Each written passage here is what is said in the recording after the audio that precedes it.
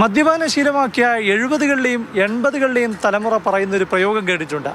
സിവിലിൽ മദ്യം വാങ്ങാൻ വലിയ തിരക്കായിരുന്നുവെന്ന്. പിന്നീടത് ബിവറേജസിന് വഴിമാറി. വീണ്ടും സിവിലിലെ മദ്യവിൽപ്പന തിരിച്ചു വരികയാണോ? സർക്കാരിൻ്റെ മദ്യവിൽപ്പനയുടെ ചരിത്രത്തിലൂടെ ഒന്ന് പോയി വരാം. 1984 ബീവറേജസ് കോർപ്പറേഷൻ രൂപീകരിക്കും മുൻപേ സർക്കാർ വിദേശ മദ്യം വിറ്റിരുന്നു. വിൽപ്പനക്കാർ നമ്മുടെ സിവിൽ സപ്ലൈസ് കോർപ്പറേഷനായിരുന്നു. അതുകൊണ്ടാണല്ലോ സിവിലിൽ പോയി കുപ്പിയെടുക്കാമെന്ന പ്രയോഗമൊക്കെ അക്കാലത്തുണ്ടായത്. സിവിൽ സപ്ലൈസ് കോർപ്പറേഷൻ മദ്യവിൽപ്പന തുടങ്ങുന്നത് 80കളുടെ തുടക്കത്തിലാണ്.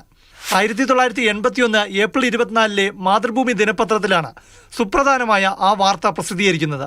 സിവിൽ സപ്ലൈസിലെ മദ്യക്കച്ചവടം തുടക്കത്തിൽ നഷ്ടമായിരുന്നു. 1995 ഓഗസ്റ്റ് 8 സിവിൽ സപ്ലൈസ് കോർപ്പറേഷൻ മദ്യവിൽപ്പന നിർത്തുന്നതായി അന്നത്തെ മുഖ്യമന്ത്രി AK ആന്റണി പ്രഖ്യാപിച്ചു. ചാരായം നിരോധിച്ച AK ആന്റണി അന്ന് പറഞ്ഞ ന്യായം മദ്യത്തിൽ നിന്നുള്ള വരുമാനം എന്തായാലും അത് സിവിൽ സപ്ലൈസ് കോർപ്പറേഷന് വേണ്ടെന്നായിരുന്നു. പക്ഷേ 3 പതിറ്റാണ്ടിന് ശേഷം മറ്റൊരു UDF സർക്കാർ സിവിൽ സപ്ലൈസ് കോർപ്പറേഷൻ്റെ രക്ഷകരായി കാണുന്നത് മദ്യവിൽപ്പനയിലൂടെ ലാഭമുണ്ടാക്കുന്ന ബെവ്കോയെയാണ്. ലാഭമുണ്ടാക്കുന്ന ബെവ്കോയും നഷ്ടം മാത്രമുണ്ടാക്കുന്ന സപ്ലൈകോയും തമ്മിൽ ലയിപ്പിച്ച് പുതിയ സ്ഥാപനമാക്കുന്നതിനെ ബെവ്കോ അനുകൂലിക്കുമോ?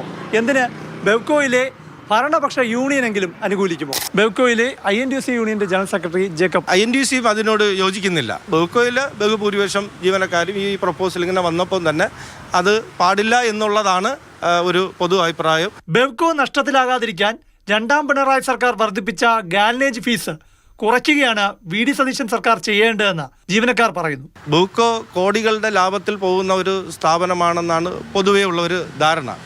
എന്നാൽ ബെവ്കോ ഓൾറെഡി നഷ്ടത്തിൽ പോയി കഴിഞ്ഞു.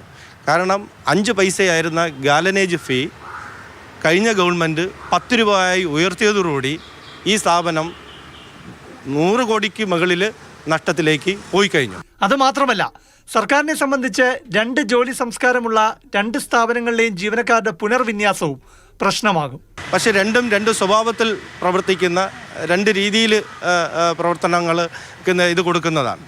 അപ്പോൾ അങ്ങനെ 2 സ്ഥാപനങ്ങൾ ഒരുമിക്കുന്നത് മറ്റു പ്രതിസന്ധികൾ ഉണ്ടാവും. പക്ഷേ ധവളപത്രത്തിലെ നിർദ്ദേശം കേട്ടതോടെ സപ്ലൈകോയിലെ ജീവനക്കാർ വലിയ ആശ്വാസത്തിലാണ്. ബെവ്കോയിലെ INTUCക്കാർ എതിർക്കുമ്പോൾ സപ്ലൈകോയിലെ ഭരണപക്ഷ യൂണിയനുകൾ ഇരു കൈ നീട്ടി ഈ നിർദ്ദേശത്തെ സ്വീകരിക്കുകയാണ്. സപ്ലൈകോ ഒരു നഷ്ടത്തിലാണ് എന്നൊരു പ്രതീതി വെച്ചുകൊണ്ടുള്ള ഒരു ലയനത്തിന് അത് തെറ്റായൊരു സമീപനമാണ്. സപ്ലൈകോ സത്യത്തിൽ നഷ്ടമല്ല. അപ്പോൾ 2 പൊതുമേഖലാ സ്ഥാപനങ്ങൾ തമ്മിൽ ലയിപ്പിക്കുന്നു എന്നതാണ് യാഥാർത്ഥ്യം. ഒരു നല്ലൊരു സംവിധാനമായിട്ടാണ് സംഘടന നോക്കിക്കാണുന്നത്. UDF സർക്കാരിൻ്റെ തീരുമാനമായതുകൊണ്ട് തന്നെ ലയനം നല്ല തീരുമാനമാണെന്ന് സപ്ലൈകോയിലെ പ്രതിപക്ഷ സംഘടനകൾ പരസ്യമായി പറയില്ല. എന്തായാലും ബെവ്കോയിലെ ഭരണപക്ഷ സംഘടനകൾ തന്നെ എതിർക്കുന്നതിനാൽ VDF സർക്കാരിന് ഈ ലയനം സുഗമമായി നടപ്പാക്കാനാകില്ലെന്ന് സാരം. ക്യാമറമാൻ പ്രേംശശിക്കൊപ്പം പ്രശാന്ത് കൃഷ്ണ, മാതൃഭൂമി ന്യൂസ്, തിരുവനന്തപുരം.